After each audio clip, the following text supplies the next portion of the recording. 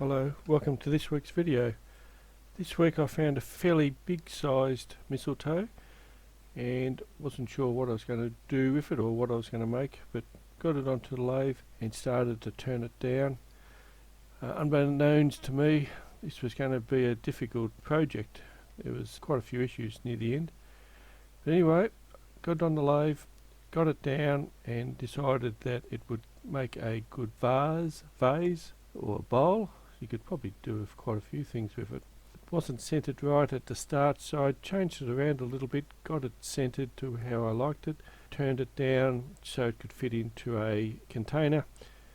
With the mistletoe now I stabilise it using cactus juice.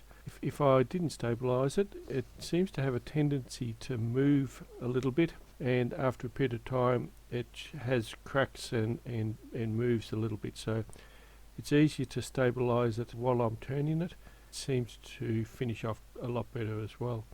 So I stabilised it and then used some dark blue resin and let it sit for a week to cure, and then put it back on the lathe.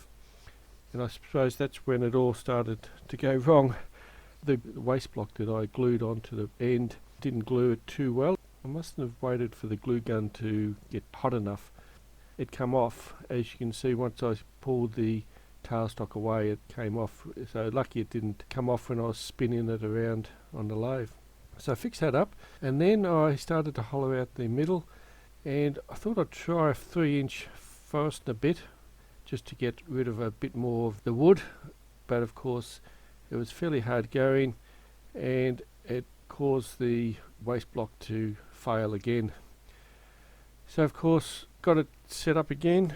I did have a small tenon that I had on the end of the piece, so I was able to put it into the chuck and get a good purchase in the chuck, and away we went again. So got it all finished, and I thought I'd use a new product. It's a resin that you wipe on, but I think it's more for tables and that sort of stuff.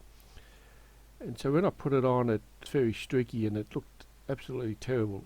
So I suppose if things are going to go wrong, they go wrong in threes, and of course this was the third disaster that happened for this one.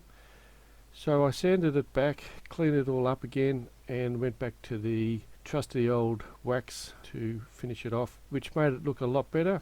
Probably not my best. After all the issues that we had trying to finish it, it's come up quite well.